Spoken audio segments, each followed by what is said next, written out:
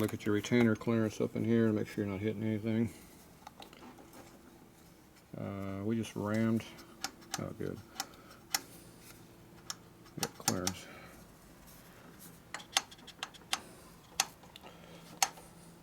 Right now the valve's pushing against the piston right now. Okay, we gotta loosen these up. Luckily the hydraulics are not working very well. Otherwise I would have bent valves already. I wasn't paying attention to what I should have been doing. It's a tired thing again. Could have just bent all the valves very easily. These push rods are open a couple hundred thou right now because of the way they're adjusted. The valves are completely against the pistons right now. The only reason they're not bent is because the hydraulic down here is brand new. And there's no oil on them yet. If those were lubed and I did that, I would have bent all the valves. Yep.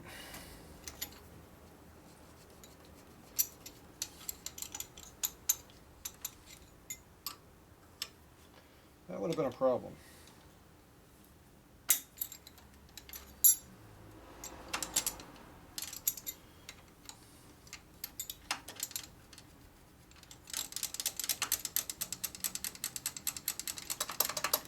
Okay, we got clearance now.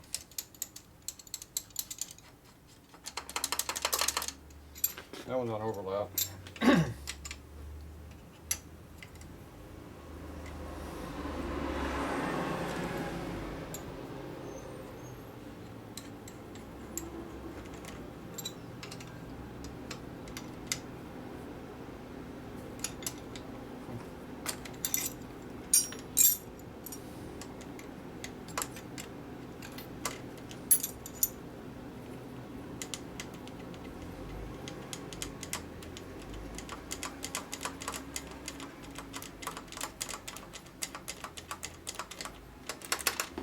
Clearance.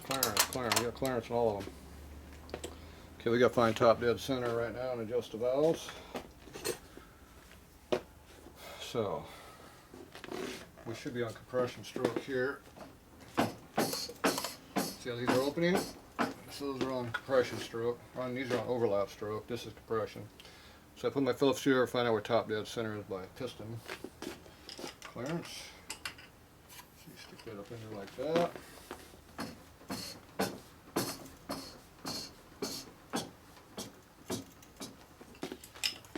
When this thing quits moving up, you're at top dead center. I'm going to adjust our valves.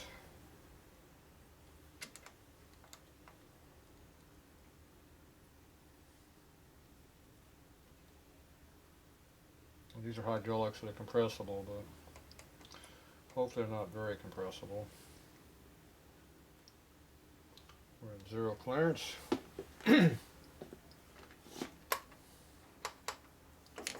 Everything goes up and down. Everything's compressible, see? Okay.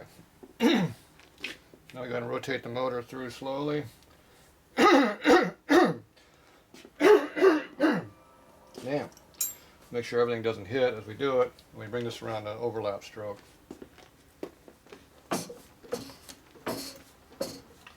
So I'm at high gear with the rear wheel turning right now.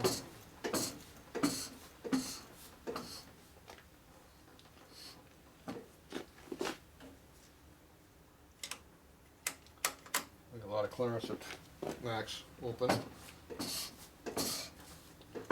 Okay, there's our overlapping right here. Somewhere there is overlap. A lot of clearance. Lots of clearance. Okay, this one here we got to adjust the valve.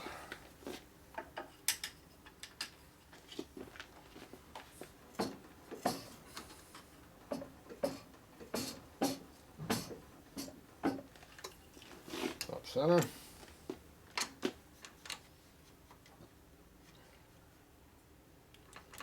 Zero.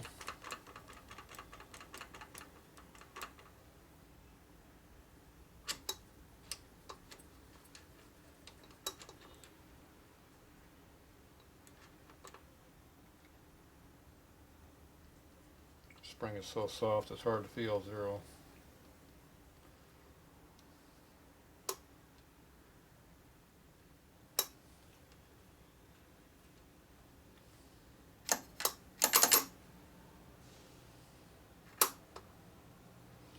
Zero.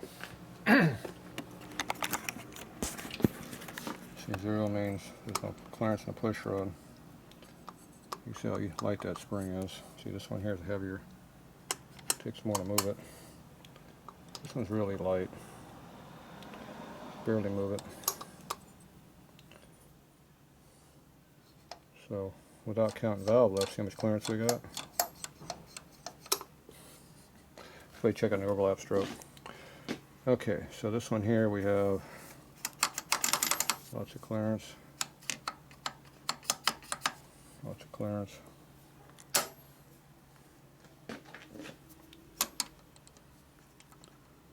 We're going to make sure our valve is not collapsing the thread mechanism.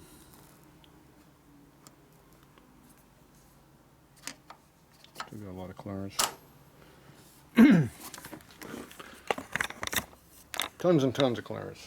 So you rotate the motor a little bit, you can feel where you're at.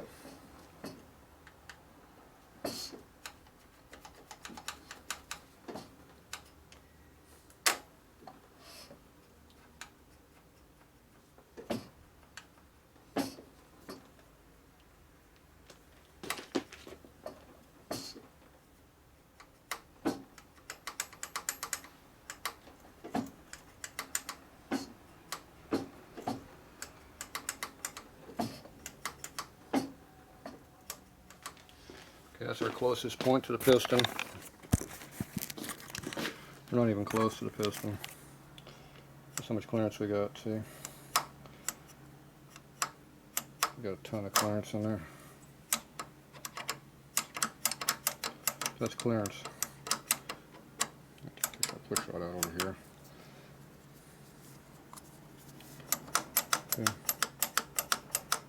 That's our clearance. Where are we at? I can't see. That's on that valve. We're going to spin the front one over so you can see that one. A lot of clearances on this thing.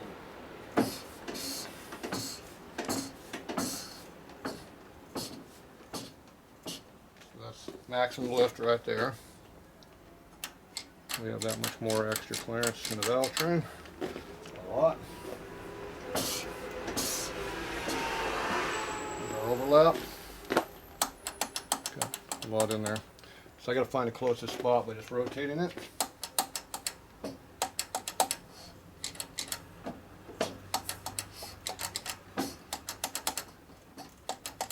Right there's the closest spot. Still got a lot of clearance. Okay. Tons and tons of clearance. Intake, same thing, a lot of clearance. Okay, so I don't have to worry about hitting anything. Now if we open both together at TD, or close to it, check it both ways a little bit.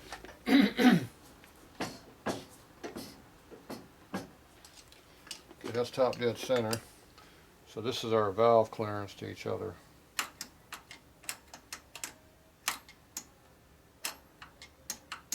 You have that much to valve. This one's got this much. That's where I open the valve up and push on the other one. Go a lot that way. Go a lot that way. You put them both together.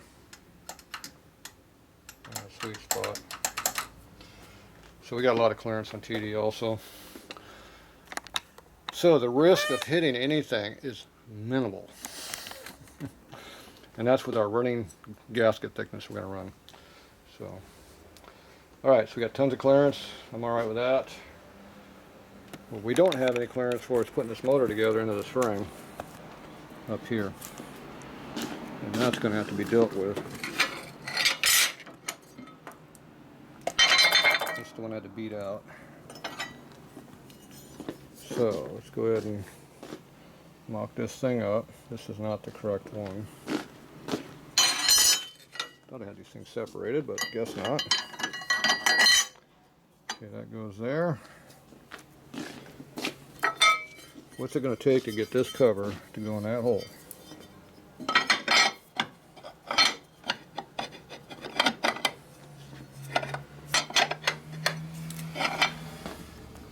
It's going to take a lot of beating, that's what it's going to take.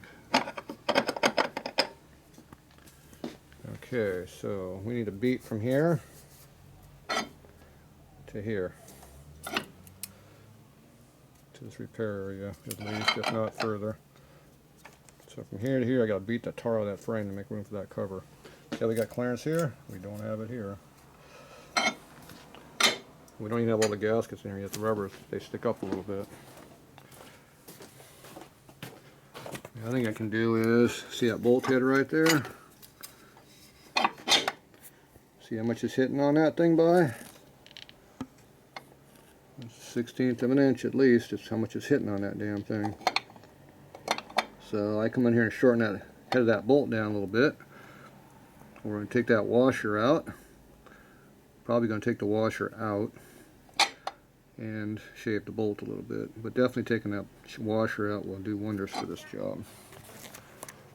So I'm going to beat on the frame, see what I gain with the frame beating. I like to keep the washer in there if possible. I don't have a problem with shaving the head down a little bit. It's one of those deals, you get 30 here, 30 there, 30 over there. After a while, those turn out to be pretty good clearances. But right now, we have none. Alright, so that's going to have to be dealt with that way. And that should make it a lot easier to get this rocker box in there. Remember, we had a problem getting it in there before. There's just very little clearances to get in here. Okay, so we'll have to deal with all that. Okay, we'll be back.